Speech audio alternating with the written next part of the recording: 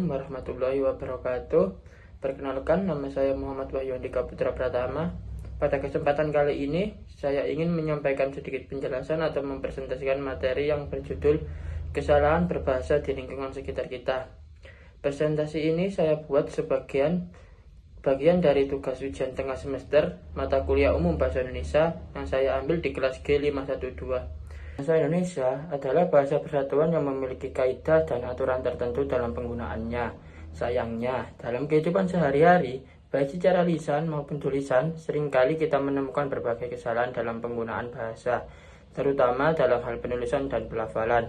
Kesalahan-kesalahan ini tidak hanya terjadi di lingkungan informal, tetapi juga sering kita temui di ruang-ruang publik, papan pengumuman, spanduk, media sosial, bahkan dokumen resmi. Oleh karena itu, penting bagi kita sebagai mahasiswa untuk memahami dan menggunakan bahasa Indonesia dengan baik dan benar, sesuai dengan kaidah yang telah ditetapkan dalam Kamus Besar Bahasa Indonesia KBBI secara acuan utama. Berikut ini saya akan menjelaskan beberapa contoh nyata dari kesalahan berbahasa yang sering terjadi di sekitar kita, serta bentuk penulisan yang benar menurut KBBI. Yang pertama ada penggunaan kata musola. Kata musola merupakan salah satu kata yang sering digunakan untuk merujuk pada tempat ibadah umat Islam yang berukuran lebih kecil dari masjid. Namun penulisan kata tersebut sebenarnya tidak sesuai dengan ejaan yang benar menurut KBBI. Bentuk penulisan yang benar adalah musala yang dieja tanpa huruf H dan tanpa huruf O ganda. Hal ini seringkali diabaikan dalam penulisan di papan nama, plang atau petunjuk arah seperti arah ke musola yang seharusnya ditulis menjadi arah ke musalah. Kesalahan ini kemungkinan besar muncul karena pengaruh pelafalan dalam bahasa Arab atau kebiasaan turun-menurun. Namun demikian, dalam konteks bahasa Indonesia yang baku, kita harus merujuk pada bentuk yang telah diresmikan oleh KBBI, yaitu musalah.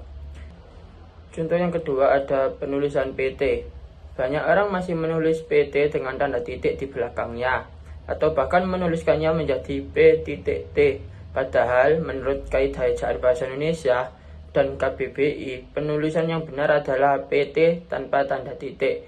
Singkatan PT adalah kependekan dari perseroan terbatas dan termasuk dalam kategori singkatan nama resmi lembaga atau badan yang tidak diikuti oleh tanda titik, kecuali jika singkatan tersebut digunakan di akhir kalimat. Contoh yang benar adalah PT BTS adalah perusahaan yang bergerak di bidang telekomunikasi, bukan PT BTS. Demikian penjelasan dari saya mengenai beberapa contoh kesalahan berbahasa yang sering terjadi di lingkungan sekitar, terutama dalam penulisan kata-kata yang sudah umum kita lihat atau gunakan sehari-hari.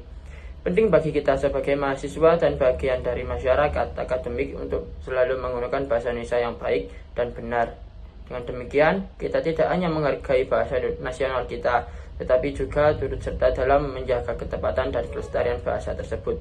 Sekian dari saya. Wassalamualaikum warahmatullahi wabarakatuh.